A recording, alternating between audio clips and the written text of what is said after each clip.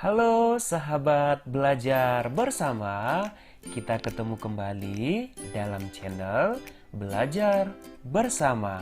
Bagaimana kabarnya hari ini? Semoga kabarnya baik-baik ya. Oke, pada video kali ini kita akan belajar IPS materi kelas 9 semester ganjil, yaitu bab 1 interaksi antar ruang benua Asia dan benua lainnya. Baik, apa ya yang kita pelajari pada video kali ini? Penasaran kan? Karena kita akan belajar mengenai benua yang ada di dunia. Yang pertama, kita akan belajar letak dan luas benua Asia dan benua lainnya. Kemudian kita akan belajar kondisi alam dan dinamika kependudukan negara-negara di dunia. Yang ketiga, pengaruh perubahan ruang dan interaksi antar ruang di benua Asia dan benua lainnya. Kita lanjut ya, materi yang pertama, letak dan luas benua Asia dan benua lainnya. Baik, kita amati gambar berikut, yaitu letak dan luas benua Asia dan benua lainnya. Kita amati dalam gambar berikut, ada 5 benua besar yang sudah dihuni oleh manusia. Yang pertama, ada benua Amerika. Benua Amerika, jika kita lihat letak astronomisnya, berada 170 derajat bujur barat sampai 35 derajat bujur barat dan 83 derajat lintang utara sampai 55 derajat lintang selatan. Kemudian, seberapa besarkah luas benua Amerika berikut? Ya, luas wilayah 42 juta kilometer persegi. Itu ya letak dan luas benua Amerika. Kita lanjut ke benua berikutnya, yaitu benua Afrika. Benua Afrika dijuluki juga sebagai benua hitam, karena memang pada umumnya penduduknya berkulit hitam. Oke, letak astronomis daripada benua Afrika terletak 35 derajat lintang selatan sampai 37 derajat lintang utara dan di antara 17 derajat bujur barat sampai 52 derajat bujur timur. Oke, lalu luas Afrika itu benua Afrika seluas 30,29 juta kilometer persegi. Ayo, gimana kalau kita bandingkan benua Amerika dengan benua Afrika? Mana yang lebih luas? Ya, benar, yang lebih luas adalah benua Amerika. Ayo kita terbang sekarang ke benua Eropa. Letak astronomis daripada benua Eropa yaitu 35 derajat lintang utara sampai 80 derajat lintang utara dan 9 derajat bujur barat sampai 60 derajat bujur timur. Begitu ya letak astronomis benua Eropa. Lalu seberapa luas ya benua Eropa tersebut? Kalau kita lihat dari peta tersebut, luas wilayah benua Eropa yaitu 10,35 juta kilometer persegi. Kita lanjut benua Asia, di mana disinilah kita berada atau Indonesia termasuk kepada benua Asia. Letak astronomisnya yaitu 80 derajat lintang utara sampai 11 derajat lintang selatan dan 26 derajat bujur timur sampai 170 derajat bujur timur. Luas wilayah benua Asia yaitu 44 juta kilometer persegi. Cukup luas ya jika dibandingkan dengan benua-benua yang lain. Kita lanjut, benua yang paling kecil yaitu benua Australia. Benua Australia ini cukup dekat ya ke negara kita, negara Indonesia. Letak astronomisnya 10 derajat lintang selatan sampai 39 derajat lintang selatan dan 113 bujur timur sampai 153 derajat bujur timur. Lalu, seberapa luas wilayah benua Australia ini? Ya, seperti yang kita lihat bersama, yaitu 8,9 juta kilometer persegi. Demikian letak dan luas benua Asia dan benua lainnya. Jika kita lihat urutan yang paling terluas benua di dunia, yaitu benua Asia, dilanjutkan dengan benua Amerika, kemudian benua Afrika, dilanjutkan benua Eropa, dan yang paling terkecil adalah benua Australia. Jadi pengen nih keliling-keliling benua yang ada di dunia ya. Oke, kita lanjut ya. Ya, kita lanjut dengan kondisi alam dan dinamika kependudukan di dunia. Kita pertama yang bahas adalah benua Asia. Bagaimana ya kondisi alam benua Asia? Tentunya sahabat semua sudah bisa menjelaskan ya benua Asia itu seperti apa. Misalkan negara kita Indonesia, yaitu Indonesia merupakan daerah pertemuan lempeng Eurasia, lempeng Pasifik, dan lempeng Australia. Maka Indonesia sering diterjang oleh gempa tektonik. Kemudian Indonesia terdapat 3 kawasan flora dan fauna serta beriklim tropis. Kemudian Indonesia juga kaya akan sumber daya alam seperti apa yuk? Ya, ada tambang, hutan, pertanian, dan perkebunan. Kita lanjut ya, negara yang berada di benua Asia adalah Korea Selatan. Siapa yang suka nonton film Korea? Ayo ngaku. Tapi kita tidak belajar mengenai film Korea ya.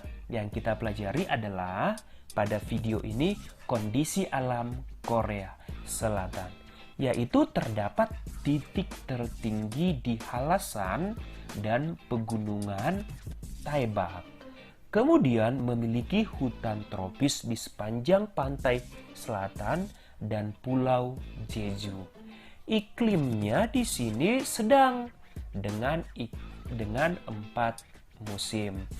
Begitu ya kondisi alam beberapa benua Asia. Oke, kita lanjut kondisi penduduknya seperti apa ya. Kita amati piramida penduduk benua Asia. Ayo, masih ingat kan bentuk-bentuk piramida penduduk? Kalau kalian mengamati piramida penduduk benua Asia seperti apa? Ayo silakan dijawab. Boleh ditulis di kolom komentar ya. Di sana bisa kita lihat bahwa benua Asia kondisi penduduknya, jumlah penduduknya paling tinggi. Kemudian keragaman budaya penduduk juga sangat tinggi. Walaupun beragam, kita harus tetap saling menghargai ya. Karena keberagaman itu adalah merupakan aset dan harus kita bisa menjadikan itu menjadi keunggulan.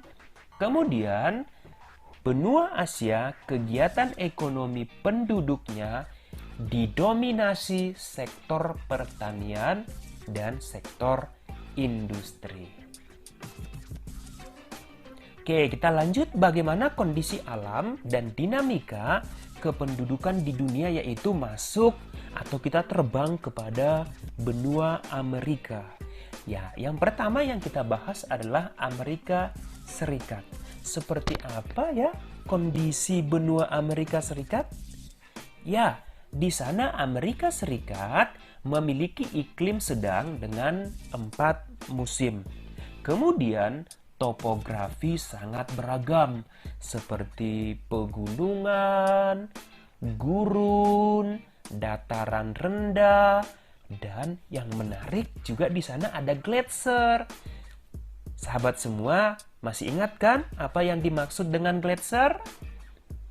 Kemudian, kenampakan alam yang terkenal di Amerika Serikat ada Sungai Mississippi. Nah, ada Sungai Mississippi ya di Amerika Serikat. Kemudian ada air terjun Niagara dan di sana ada lembah Grand Canyon. Begitu ya Amerika Serikat. Ayo kita lanjut benua negara yang berada di benua Amerika, yaitu ada Chile. Negara ini merupakan negara terpanjang dan tersempit di dunia.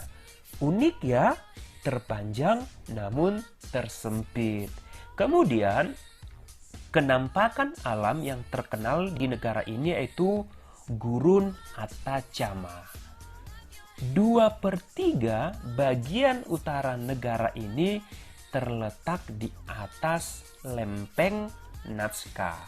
Begitu ya kondisi alam benua Amerika.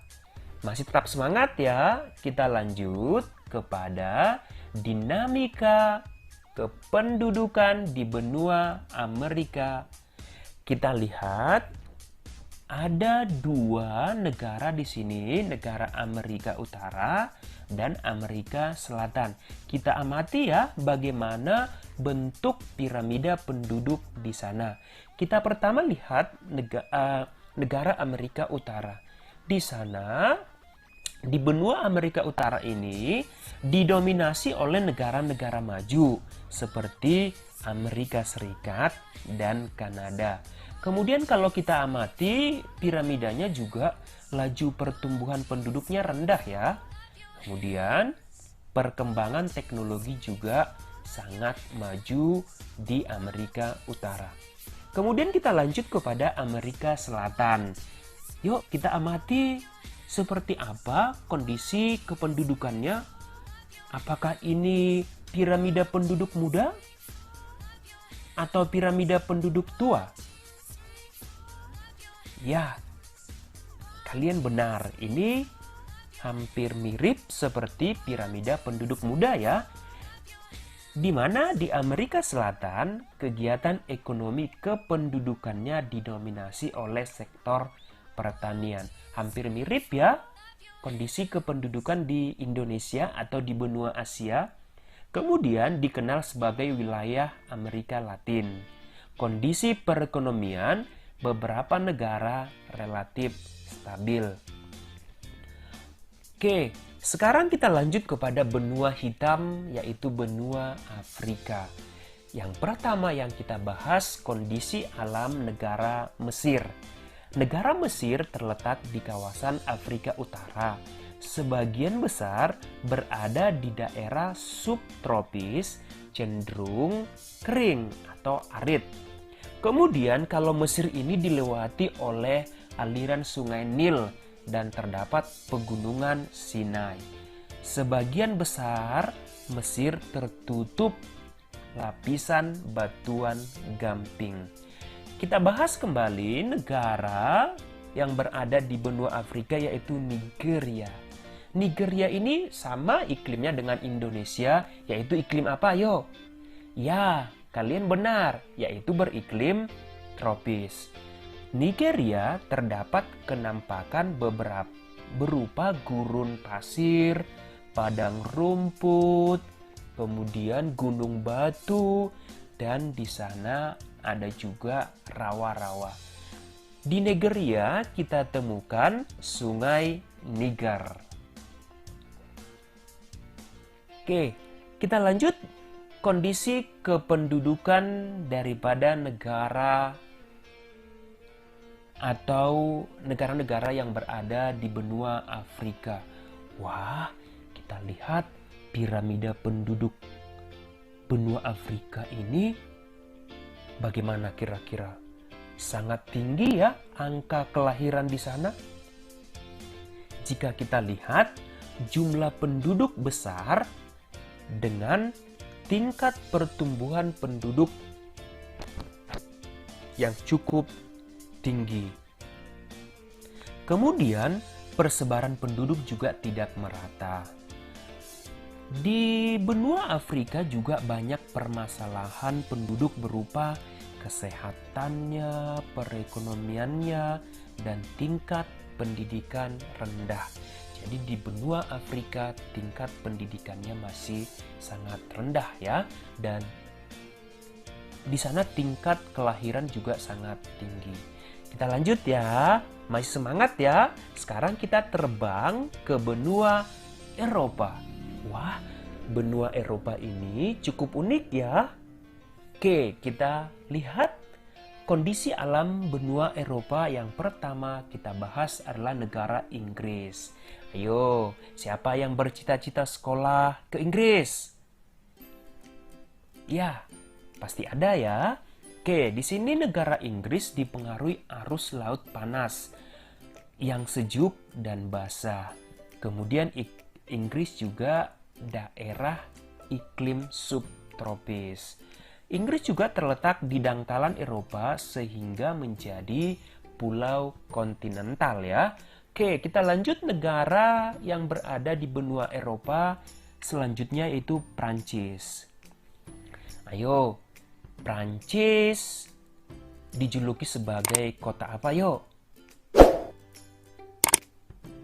Oke, dan menara apa yang ada di Prancis? Ayo silakan dijawab. Ya, betul. Sebagian besar daratan di Prancis merupakan dataran rendah. Kemudian di Prancis kita temukan cekungan yang dikenal sebagai Masif Sentral. Oke, kita lanjut kondisi kependudukan di benua Eropa. Wah, kalau kita lihat gambarnya kok banyak usia tua ya? Apakah di benua Eropa banyak orang tua? Kita amati yuk piramida penduduk benua Eropa. Kalau kita lihat angka kelahiran di sana cukup rendah. Jadi di benua Eropa terjadi fenomena aging population. Di sana banyak orang tua karena tingkat kelahiran rendah dan tingkat kesehatan juga cukup baik. Kemudian di benua Eropa ini banyak negara-negara maju. Begitu ya kondisi kependudukan benua Eropa yang cukup menarik. Mudah-mudahan suatu saat kita bisa jalan-jalan ke benua Eropa. Oke, kita lanjut kepada benua yang paling kecil, yaitu benua Australia. Kalau kita lihat benua Australia, kondisi alamnya terdiri atas 3 zona ya, yaitu ada dataran rendah tengah, dataran tinggi timur, dan plato barat besar. Iklim di sana iklim tropis, subtropis, gurun, dan iklim laut sedang. Di sana juga terdapat kenampakan The Great Barrier Reef ya. Kemudian ayo, siapa yang tahu fauna khas Australia? Fauna yang memiliki kantong. Ya, benar. Ada yang namanya kanguru. Makanya benua Australia dijuluki juga sebagai negara kanguru. Oke, kita lanjut belajar kondisi kependudukan benua kanguru tadi ya. Oke, kita lihat di sana bahwa kependudukan di sana tingkat kelahiran tidak terlalu tinggi ya. Di sana juga kita lihat usia produktifnya cukup tinggi. Jadi artinya di sana beban ketergantungannya sangat rendah ya. Benua Australia dipengaruhi kedatangan bangsa Inggris pada abad ke-15. Perekonomian didukung sektor pertanian, perkebunan, perindustrian, dan jasa.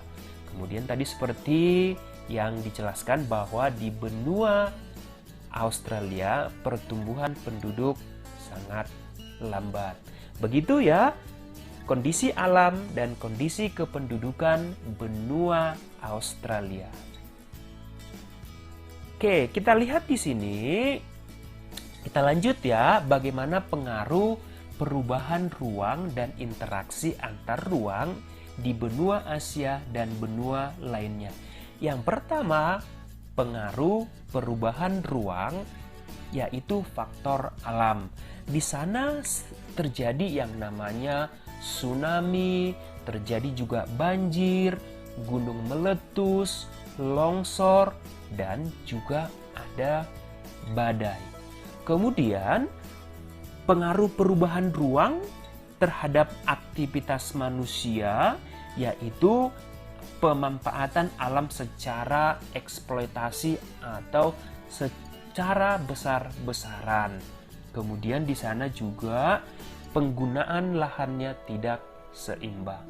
Begitu ya, pengaruh perubahan ruang dan interaksi antar ruang di benua Asia dan benua lainnya.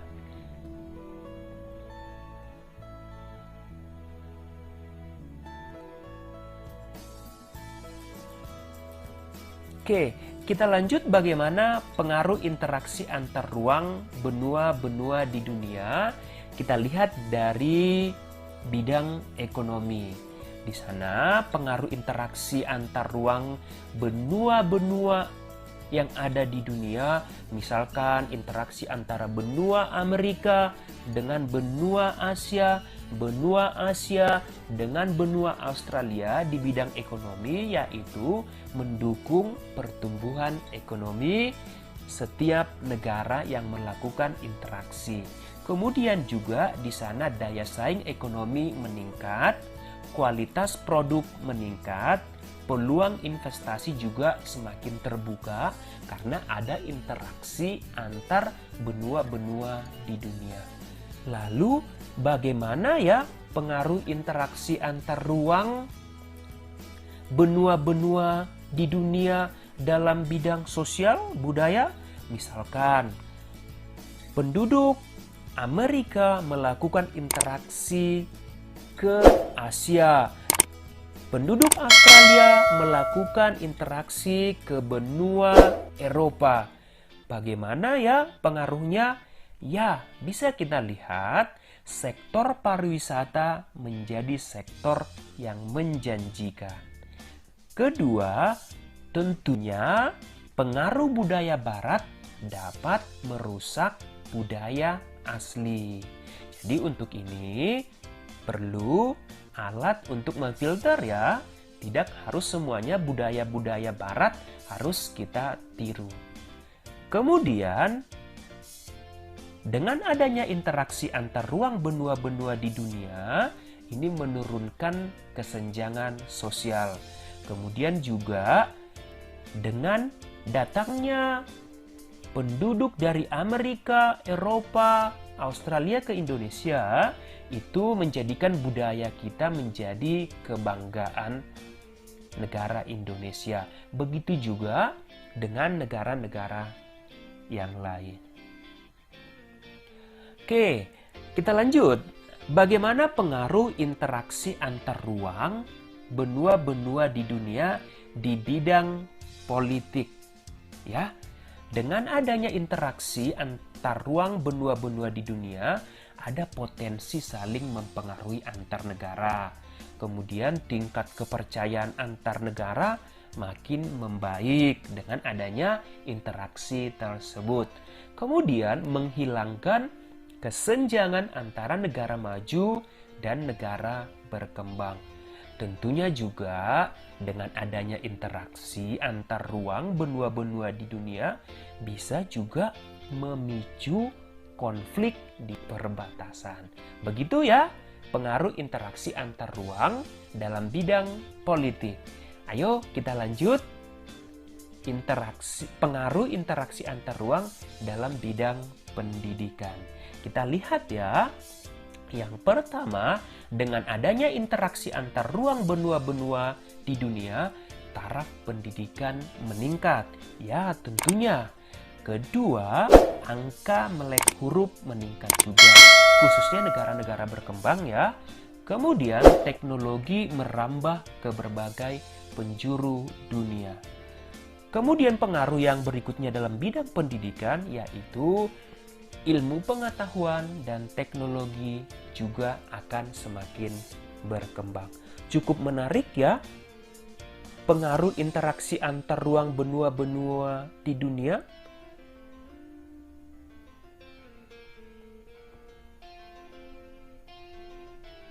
Baik, demikian materi kita pada video pembelajaran kali ini. Cukup menarik ya adik-adik, kita belajar mengenai letak dan luas negara-negara benua Asia dan benua lainnya. Semoga suatu saat bisa kita berkeliling ke benua yang ada di dunia. Sampai di sini pembelajaran.